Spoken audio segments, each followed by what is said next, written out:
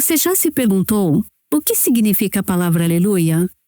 Neste episódio do Aviva Nossos Corações, Nancy DeMoss Wolgemuth explica essa palavra tão usada, mas raramente definida, e explora o significado mais profundo dessa poderosa expressão. Ouvi dizer que há 3 palavras reconhecidas universalmente em quase todos os idiomas: a palavra amém, a palavra aleluia e a palavra Coca-Cola. Hoje, Nancy vai se concentrar em uma dessas palavras. Adivinha qual?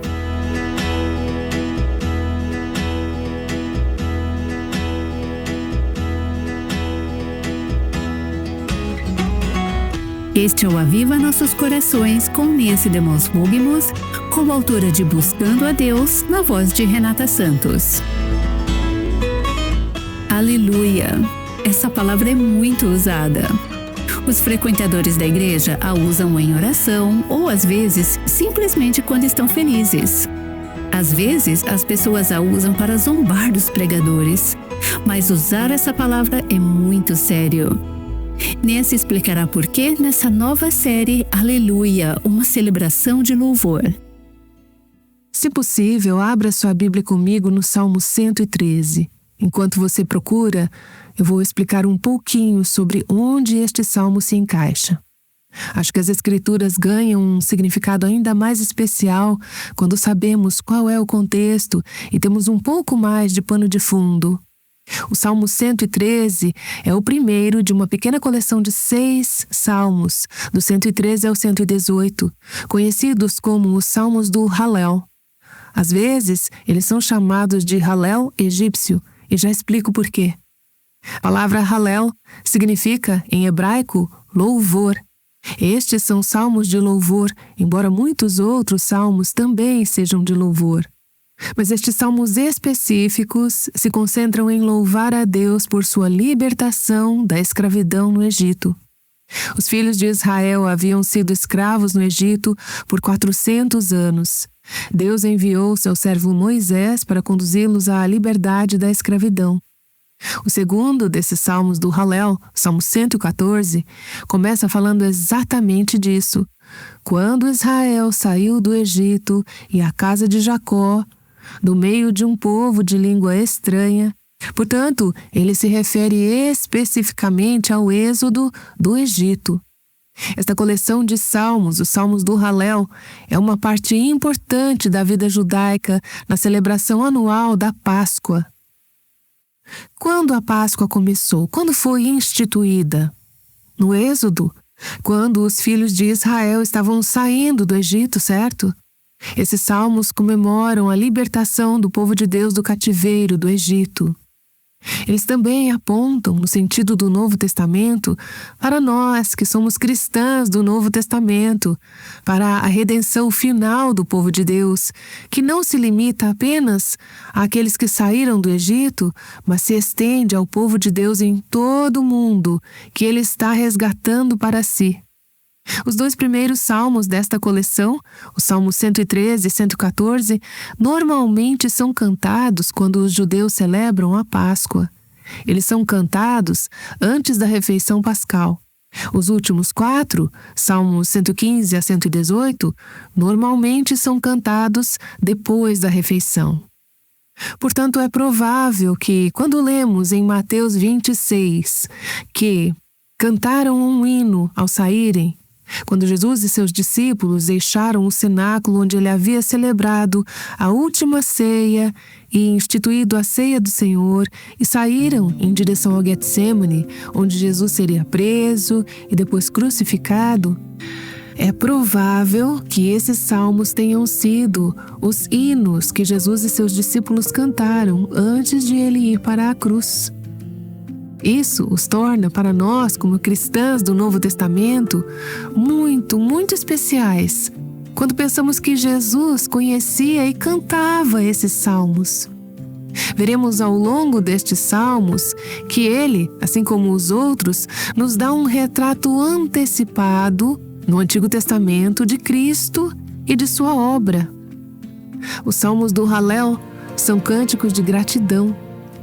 E quando os judeus celebravam a Páscoa todos os anos, e muitos ainda celebram, eles se lembravam e se alegravam, olhavam para trás e agradeciam a Deus pelo Cordeiro Pascal que foi morto, e agradeciam a Deus por redimir e libertar o seu povo da escravidão. Hoje, quando celebramos a ceia do Senhor em nossas igrejas, também olhamos para trás, também nos lembramos, também nos alegramos. Do que nos lembramos? Pelo que nos alegramos? Pela libertação que experimentamos do pecado por meio do sangue derramado de Cristo, nosso Cordeiro Pascal. Ao celebrarmos a ceia do Senhor, é apropriado termos esses salmos em mente, enquanto lembramos e nos alegramos. Durante a Páscoa, os judeus não apenas olhavam para trás, mas também olhavam para a frente, para o dia em que o Messias viria e libertaria o seu povo da escravidão espiritual. Quando participamos da ceia do Senhor em nossas igrejas, também não apenas olhamos para trás, mas olhamos para a frente. Antecipamos a esperança de nossa redenção final, completa e definitiva, quando Jesus voltar para nos levar para si. Portanto, coloque esses salmos no contexto da Páscoa e da ceia do Senhor. Olhamos para trás, lembramos, nos alegramos e olhamos para a frente com grande expectativa pela consumação do plano eterno de Deus, quando experimentaremos essa redenção final. Agora vamos ao Salmo 113. Há 3 estrofes e cada uma tem 3 versículos, então a estrutura é bem organizada.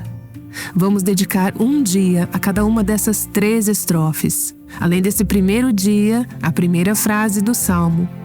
Eu vou ler o Salmo 113, os 3 primeiros versículos formam uma estrofe, depois os versículos de 4 a 6 e por fim os versículos de 7 a 9 formam a terceira estrofe.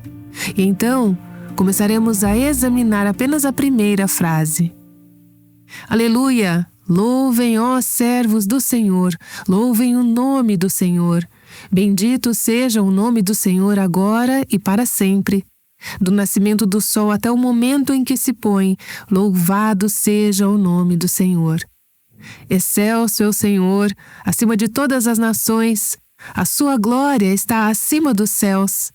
Quem é semelhante ao Senhor, nosso Deus, cujo trono está nas alturas, que se inclina para ver o que se passa no céu e sobre a terra?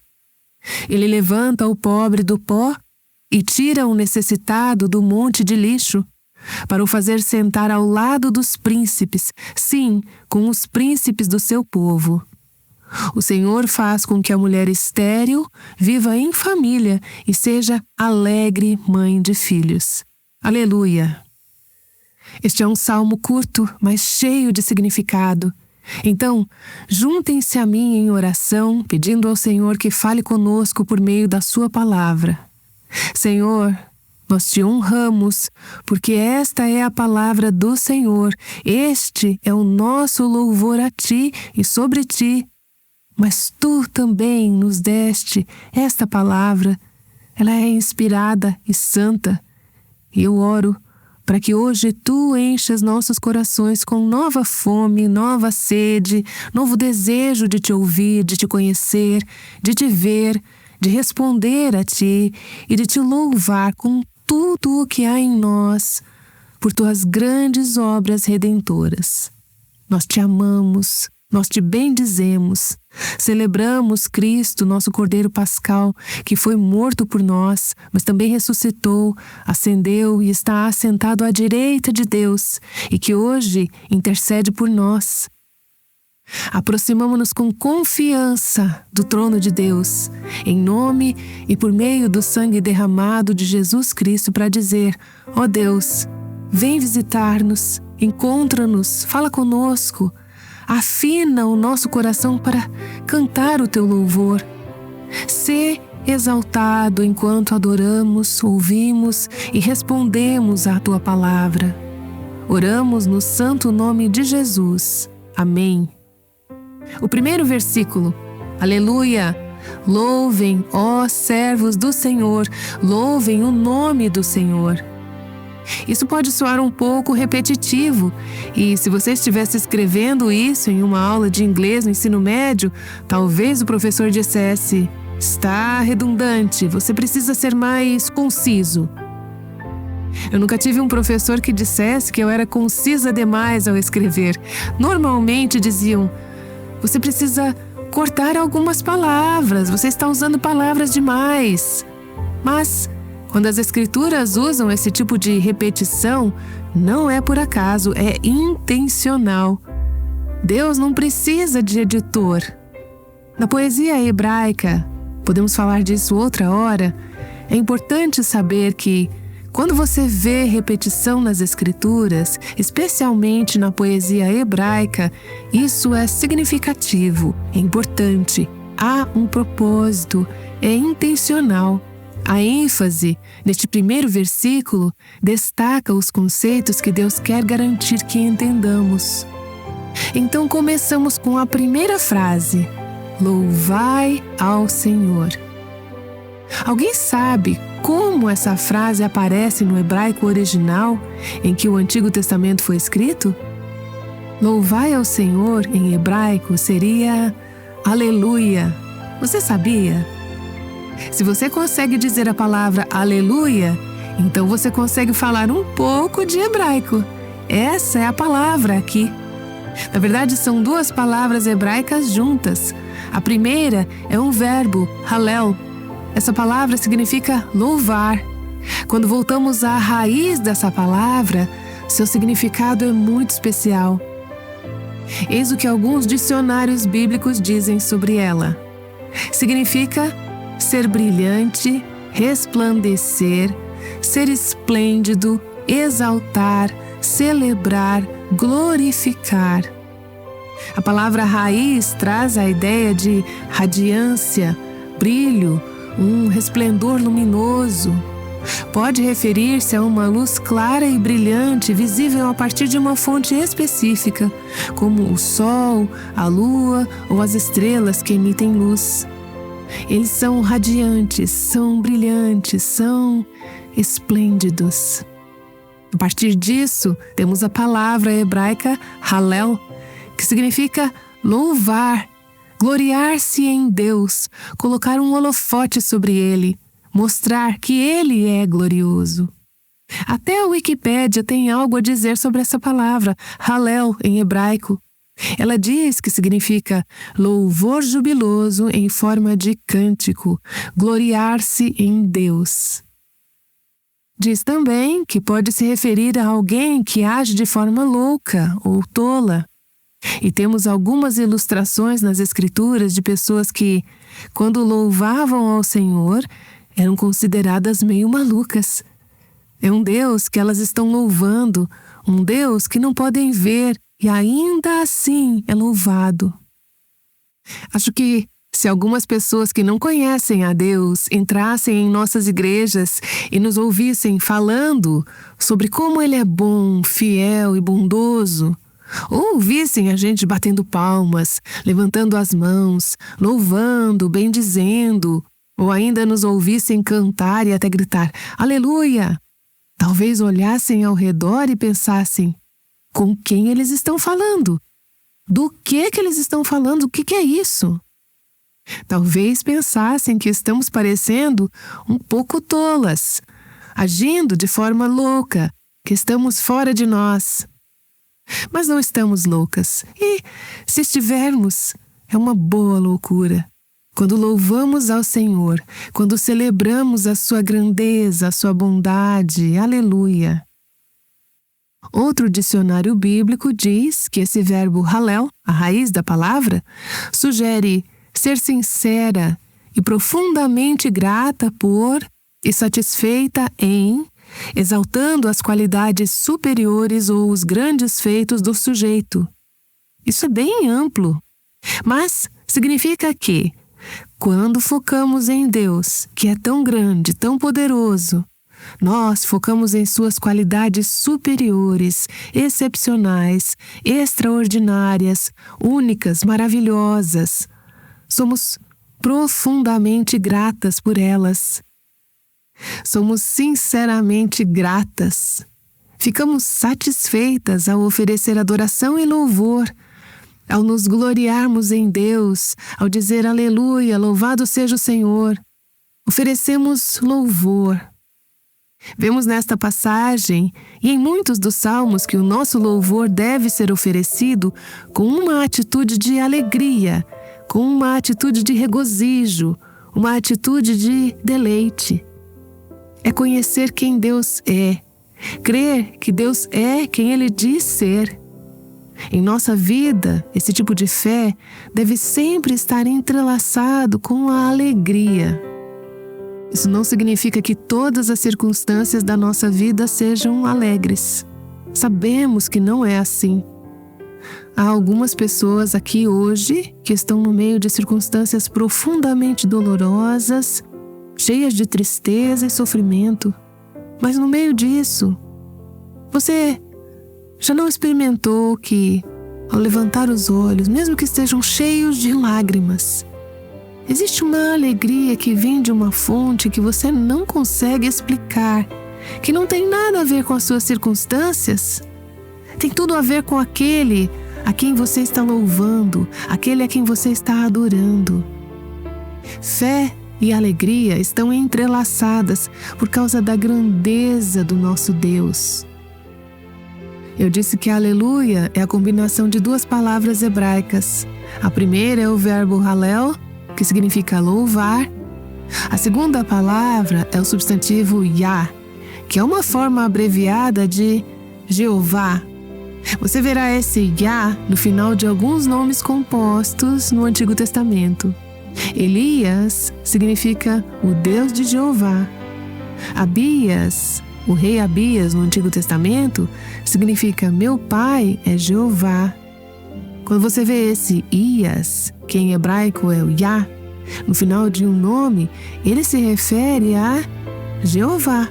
Então, Halel Yah. Aleluias. O que significa quando juntamos as duas palavras? Louvem ao Senhor, louvem a Jeová. Quando lemos no texto em inglês, louvem ao Senhor, como vemos no início e no final deste salmo, essa é a palavra hebraica aleluia, Yah, Jeová, o autoexistente, aquele que se revelou a Moisés em Êxodo 3 como eu sou o que sou. Não preciso de nada, não preciso de ninguém, sou autoexistente, sou autossuficiente. Sempre que pronunciamos a palavra aleluia, na verdade, estamos pronunciando o nome do Senhor de forma abreviada. Então, deixe-me dizer isso, e eu não quero constranger ninguém, mas talvez precisemos ser confrontadas. Usar essa palavra ou palavras semelhantes de forma casual ou leviana é trivializar o nome do Senhor. Quando alguém faz uma grande jogada em um jogo de basquete, ou quando você recebe um aumento e simplesmente diz de forma leviana, aleluia. Se você quer dizer louvado seja o Senhor, então diga isso. Mas se você apenas quer expressar empolgação com algo, tenha cuidado com o uso dessa palavra, porque ao usá-la, estamos usando o nome de Deus. Trivializar essa palavra é trivializar o nome de Deus, é tomá-lo em vão, é profanar o seu nome. Então, use a palavra, use o termo, use-o com alegria, use-o como louvor. Mas lembre-se de que ao fazê-lo, você está pronunciando o nome de Deus. Veja como Charles Spurgeon tratou disso. Ele disse: certamente, esta não é uma palavra para ser arrastada na lama. Deve ser pronunciada com solene reverência e alegria sagrada. Reverência e alegria, aleluia. Então, louvem ao Senhor é a primeira frase deste salmo, aleluia. Esta é uma expressão hebraica de louvor a Deus. É um chamado padrão à adoração na celebração e na adoração coletiva dos judeus. Com uma exceção nos Salmos, o Salmo 135, quando você vê a palavra aleluia ou a expressão louvem ao Senhor nos Salmos, ela sempre aparece no início ou no final do Salmo. É um chamado à adoração, é uma bênção final, é um ponto de exclamação, é uma celebração em nossa adoração coletiva. Alfred Edersheim, talvez você já tenha ouvido falar o nome dele. Ele era um estudioso do século XIX, dos tempos bíblicos, que escreveu obras acadêmicas muito úteis sobre como era a vida nos tempos bíblicos. Pois bem, ele descreve a leitura responsiva dos Salmos na adoração do templo. Ele disse que os levitas liam a primeira linha do Salmo e então o povo repetia essa linha. Depois os levitas liam cada linha a seguir. Claro, eles não tinham bíblias, não tinham iPhones, não tinham o texto diante deles. Isso era transmitido oralmente. O povo dizia, ao final de cada linha, aleluia, louvado seja o Senhor. Então eu quero que leiamos o Salmo 113 dessa maneira, responsiva, como talvez os judeus tenham lido em sua adoração coletiva.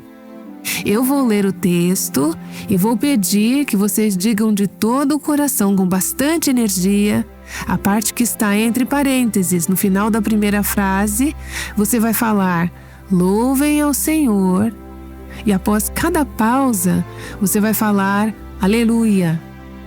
Vamos ler de forma responsiva. Assim, começando no versículo 1. Louvem ao Senhor, louvem ao Senhor, louvem ó servos do Senhor, aleluia. Louvem o nome do Senhor, aleluia. Bendito seja o nome do Senhor, aleluia. Desde agora e para sempre, aleluia. Do nascimento do sol até o momento em que se põe, aleluia. Louvado seja o nome do Senhor, aleluia. Excelso é o Senhor acima de todas as nações, aleluia. E a sua glória está acima dos céus, aleluia. Quem é semelhante ao Senhor, nosso Deus, aleluia, cujo trono está nas alturas, aleluia, que se inclina para ver, aleluia, o que se passa no céu e sobre a terra, aleluia. Ele levanta o pobre do pó, aleluia, e tira o necessitado do monte de lixo, aleluia, para o fazer sentar ao lado dos príncipes, aleluia. Sim, com os príncipes do seu povo, aleluia. O Senhor faz com que a mulher estéril viva em família, aleluia, e seja alegre mãe de filhos, aleluia. Louvem ao Senhor, aleluia, aleluia. Vocês não gostam de ler as Escrituras dessa forma? Então, talvez quando o seu pastor ler os Salmos no domingo, você acrescente alguns aleluias. Talvez alguns membros da igreja estranhem um pouco. Bem, aleluia, louvado seja o Senhor. Agora, essa palavra aleluia aparece 42 vezes no Antigo Testamento. E quero falar um pouco agora sobre como ela é usada gramaticalmente e o que isso sugere para que, quando você ler o termo aleluia ou louvem ao Senhor, dependendo da tradução, saiba o que ele realmente significa e o que está dizendo. Em primeiro lugar, ela é quase sempre usada no modo imperativo. O que isso quer dizer para você? Isso não é uma opção. É um mandamento, louvem ao Senhor. Vemos um exemplo disso no Salmo 113, versículo 1 e versículo 9. Não é uma sugestão. Louvem ao Senhor, não apenas se você tiver vontade. Louve ao Senhor. Se o sol estiver brilhando hoje, louve ao Senhor. Aconteça o que acontecer, louve ao Senhor. A forma gramatical faz deste o mandamento mais forte possível na língua hebraica. Louvem ao Senhor. Portanto, louvar ao Senhor é um grande privilégio, mas também é uma grande responsabilidade para cada filho ou filha de Deus em toda a fase e circunstância da vida. Além disso, a forma gramatical aqui sugere que isso não deve ser apenas uma atividade ocasional, algo que você faz apenas quando está em uma gravação e estamos lendo de forma responsiva e você diz, aleluia, louvado seja o Senhor. Isso deve ser um estilo de vida habitual, é um modo de viver. Um comentarista disse que isso deve ser a nossa atividade persistente e perseverante.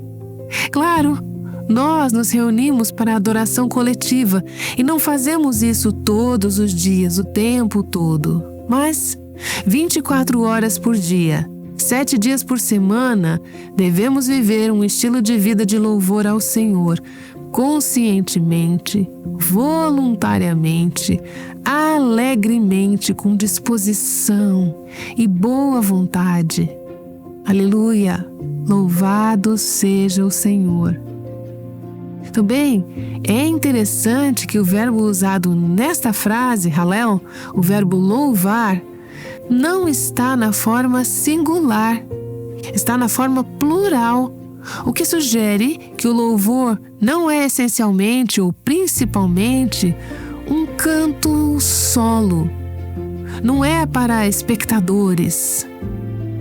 Todos devem se unir para louvar ao Senhor, como acabamos de fazer na leitura do Salmo e como estamos fazendo aqui, reunidas na presença do Senhor, louvando ao Senhor. Há pouco, antes desta sessão começar, tivemos um tempo de louvor. Diferentes pessoas nos conduziram em voz alta em louvor. Você percebeu nossos corações se unindo em louvor ao Senhor? Louvem ao Senhor, todas vocês. Louvem ao Senhor. Adoração não é um grupo de cantores ou músicos em uma plataforma se apresentando. Eles podem estar adorando ao Senhor, mas ficarmos apenas paradas, assistindo, como espectadoras passivas, isso não é adoração. Devemos participar, não devemos apenas observar. É triste dizer, mas se você olhar ao redor de muitas igrejas hoje, durante o momento de louvor, praticamente as únicas pessoas cantando são aquelas que estão lá na plataforma. É maravilhoso que elas estejam cantando, mas e nós? Este plural significa todos vocês, todas vocês, louvem ao Senhor. Aleluia! Se este salmista fosse um líder de louvor em um culto, acho que ele diria à congregação, louvem ao Senhor, todos vocês, não apenas alguns, todos vocês. Assim, vemos aqui o poder do louvor coletivo do povo de Deus. Algumas de vocês se lembram dos nomes Charles e John Wesley, os fundadores da Igreja Metodista. Charles e John eram compositores de hinos. Eles amavam hinos. Os metodistas, nos primeiros dias do avivamento metodista, eram um povo que cantava hinos. Em 1761, John Wesley escreveu o que chamou de algumas regras para cantar. Deixe-me ler as duas primeiras. A linguagem é um pouco antiga, mas o ponto é claro. Número 1. Cantem todos. Certifiquem-se de se unir à congregação sempre que puderem. Não deixe que um pequeno grau de fraqueza ou cansaço os impeça. Se isso for uma cruz para você, tome-a. E você descobrirá que será uma bênção. Você já achou difícil, às vezes, cantar os cânticos ou os hinos que estavam sendo cantados? Foi uma cruz para você? Ele diz: tome essa cruz. Cante ao Senhor, mesmo quando não tiver vontade, e você descobrirá que isso se torna uma bênção para você. Então, número 1, cantem todos. Número 2, cantem com vigor e com coragem. Naquela época, a palavra vigorosamente significava cantar alto, cantar com coragem. Cuidado para não cantar como se estivessem meio mortas ou meio adormecidas, mas levantem a voz com força.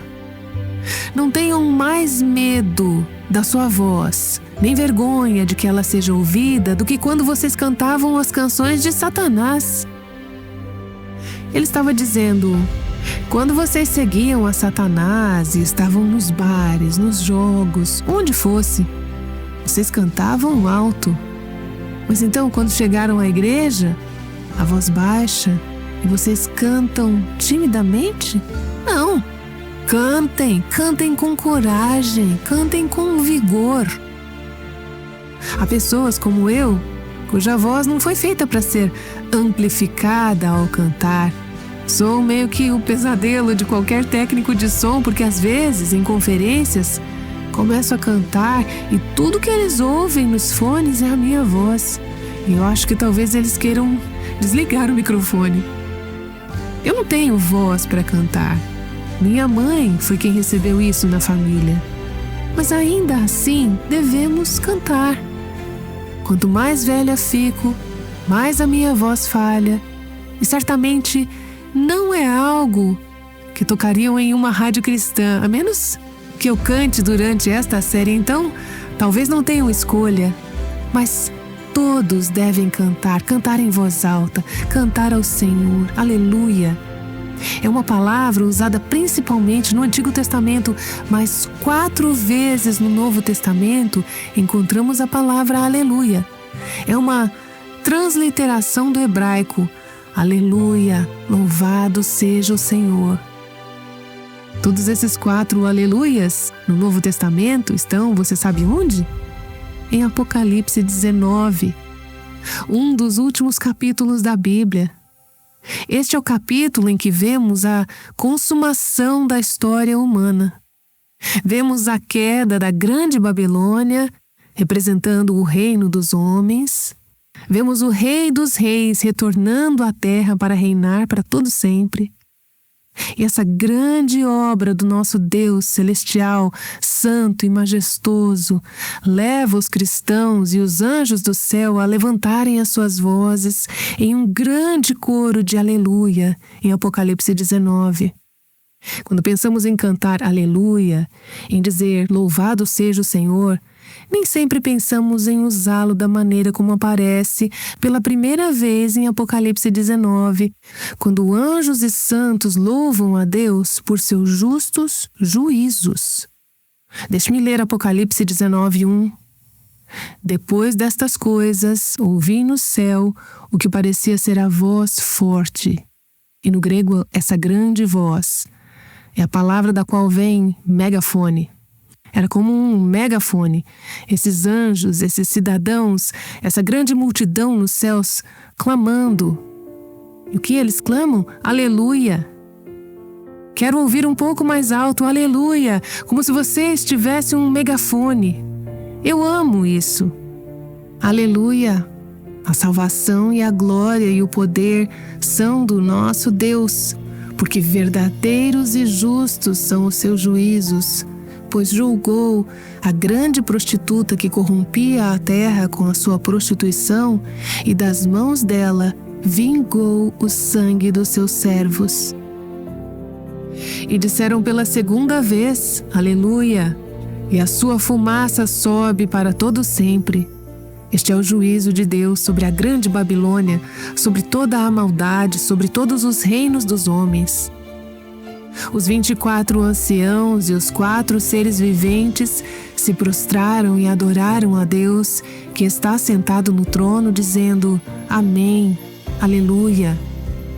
e do trono saiu uma voz que dizia: Louvem o nosso Deus, todos vocês, os seus servos, todos os que o temem, os pequenos e os grandes.